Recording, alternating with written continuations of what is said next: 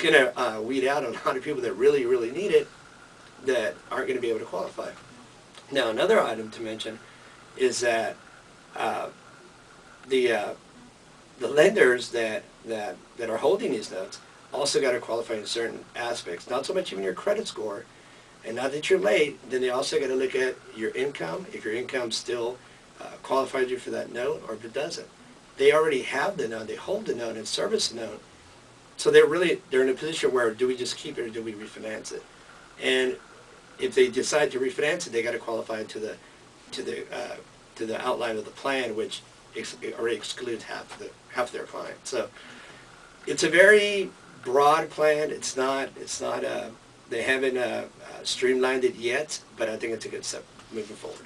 So you think it's a good start? I think it's a great start. I think what's happening is, and more importantly, it eases consumers and it gives them some form of relief, because there's anxiety in the market that, oh my God, don't buy a house. It's not worth it to buy a house now. Property values are dropping.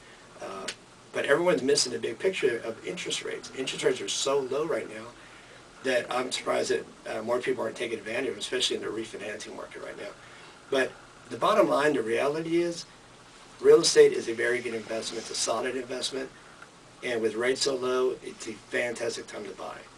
And I think the plan is what it's going to do. It's going to encourage consumer confidence. And that's what we need, because if you look at the news, all you hear is negative aspects of the business and foreclosures, and it's news. And everyone knows if it's not bad news, it's probably not news. It's the media. So I think it gives some people relief, and it gives at least acknowledgement that there is a problem, and that the administration is moving forward to try to put a positive spin to that there is relief coming, and they acknowledge there is a problem, and to really build consumer confidence. How ironic this being election year coming up, yeah. and two of the biggest states that have been affected are Florida and California.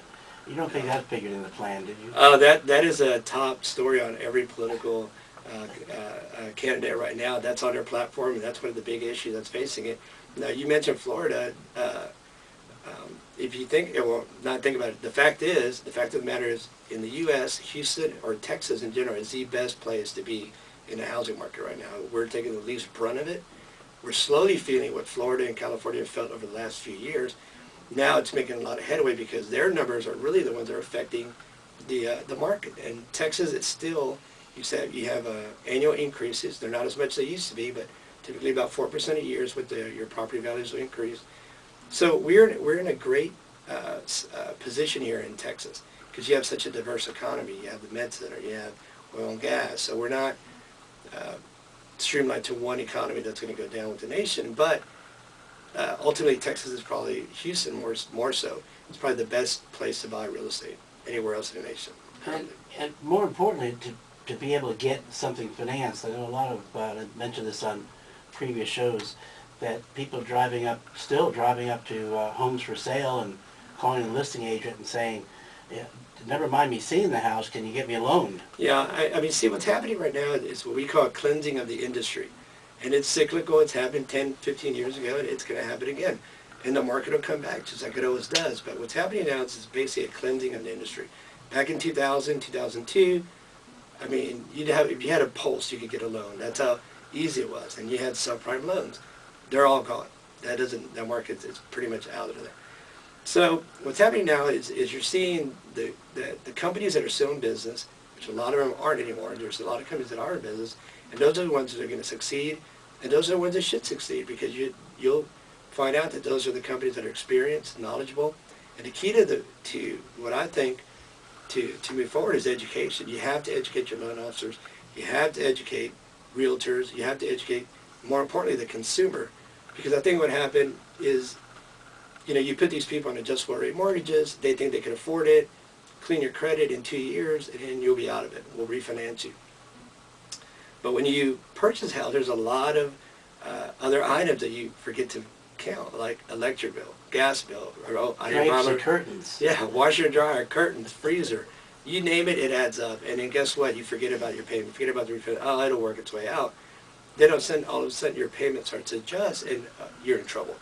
And unfortunately, people ask for help a little too late, whether for whatever reasons it is, and that's where your problems start to hit, because no one, with the credit crunch and lenders tightening up, no one wants to take the risk of a loan that's already past due. Why would I want to take this liability? So I think a lot of it starts with education. You have to educate your client at the time of application and give a true pre-qualification. Put in those factors that they don't consider. My gas bill, my water bill, my property taxes, my homeowner's insurance. I'm having a child next year, or daycare. There's a lot of items you have to consider that are going to play a role in your income and your debt, and what your debt load's going to be and how you can carry it.